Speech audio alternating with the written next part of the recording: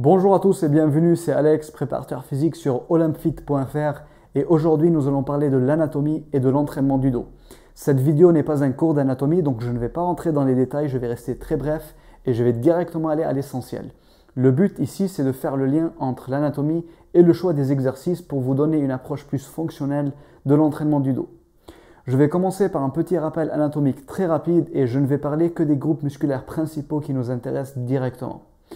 Donc voici le squelette humain, vu du dos bien sûr. Et donc ici, on a les érecteurs du rachis ou ce qu'on appelle plus communément les lombaires. Sauf que cette appellation n'est pas du tout adaptée puisque comme vous pouvez le voir, ce sont des muscles qui s'étendent jusqu'à la nuque et ne s'arrêtent pas qu'au niveau lombaire dans la zone du bas du dos.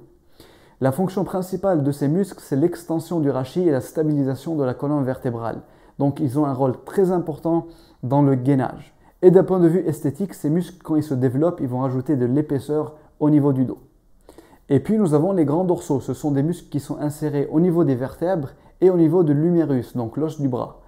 Et ils sont responsables de l'extension de l'épaule. Donc à chaque fois que je tire, je suis en train de faire une extension de l'épaule et donc je suis en train de recruter les grands dorsaux. Ils ont aussi un rôle fonctionnel de stabilisation de la colonne vertébrale et d'un point de vue esthétique, ces muscles vont rajouter de la largeur au niveau du dos. Et puis nous avons les rhomboïdes, des petits muscles qui stabilisent la scapula et qui la rétractent. Mais ces muscles travaillent toujours avec les trapèzes. Et comme vous pouvez le voir, les trapèzes sont un groupe musculaire qui est énorme, qui va du milieu du dos jusqu'à la base du crâne. Et la fonction principale de ces muscles, c'est la stabilisation de la colonne vertébrale et la stabilisation de l'épaule puisqu'ils sont insérés sur la scapula. Ils sont aussi responsables de tous les mouvements de la scapula, comme par exemple la rétraction et l'abaissement.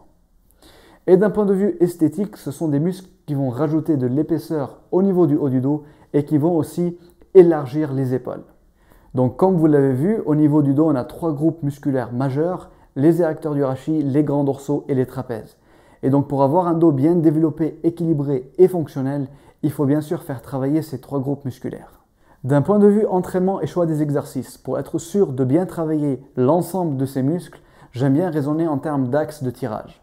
Ce que je veux dire, c'est qu'on peut tirer dans l'axe vertical de haut en bas, on peut aussi tirer dans l'axe oblique de haut en bas, on peut aussi tirer à l'horizontale, on peut tirer dans l'axe oblique, mais cette fois-ci du bas vers le haut, et on peut tirer dans l'axe vertical du bas vers le haut. Tous ces mouvements vont faire travailler les muscles du dos, mais l'axe avec lequel je tire va directement influencer les muscles que je vais faire travailler.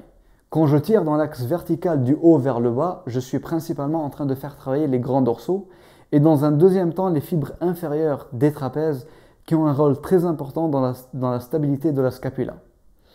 Les exercices que vous pouvez faire sont par exemple des tractions ou du tirage vertical à la poulie. Vous pouvez cliquer sur les exercices pour accéder à la vidéo qui vous explique en détail comment faire ces mouvements. Je vous conseille toujours de varier l'écart de votre prise et la position de votre main. Donc en pronation, en neutre ou en supination. Ceci va permettre de travailler l'ensemble des fibres musculaires suivant différents angles. Donc en général, plus on prend large et plus on va travailler les fibres externes des grands dorsaux. Mais à mon avis, la raison la plus importante de varier la prise et la position des mains, c'est pour épargner les articulations et ne pas les malmener en les sollicitant toujours dans les mêmes angles, dans les mêmes positions et suivant les mêmes axes. Il y a une chose que je vois très souvent dans les salles de musculation et que je ne vous conseille absolument pas de faire, c'est de tirer derrière la nuque. Premièrement parce que dans cette position, je mets l'articulation de l'épaule dans une rotation externe excessive qui va gêner le bon fonctionnement de l'épaule et qui peut générer des blessures sur le long terme. Et deuxièmement parce que tirer derrière la nuque n'a aucun avantage d'un point de vue recrutement musculaire comparé aux autres variantes de tirage devant. Donc c'est un exercice qui a plus de risques que de bénéfices.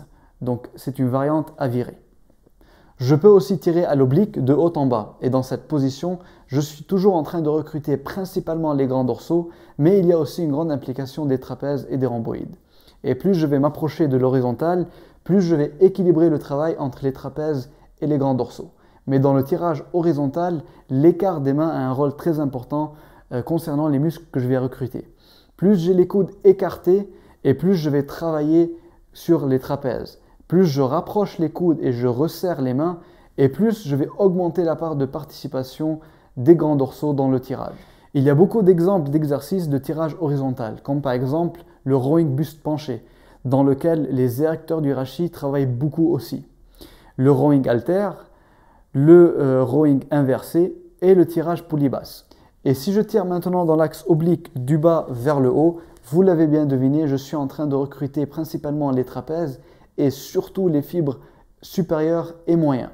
Les grands dorsaux participent encore un peu au mouvement. Par contre, si je tire dans l'axe vertical du bas vers le haut, cette fois-ci, je suis en train de recruter essentiellement les trapèzes, donc les fibres supérieures. Les deltoïdes rentrent aussi en jeu, mais les grands dorsaux ne participent plus au mouvement. Quelques exemples d'exercices que vous pouvez faire sont par exemple du tirage menton avec corde, du tirage vertical avec halter ou du tirage haut d'arraché.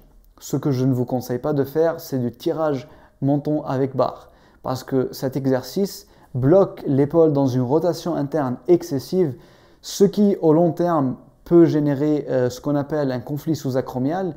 Donc c'est une inflammation du tendon du sus-épineux, un muscle de la coiffe des rotateurs.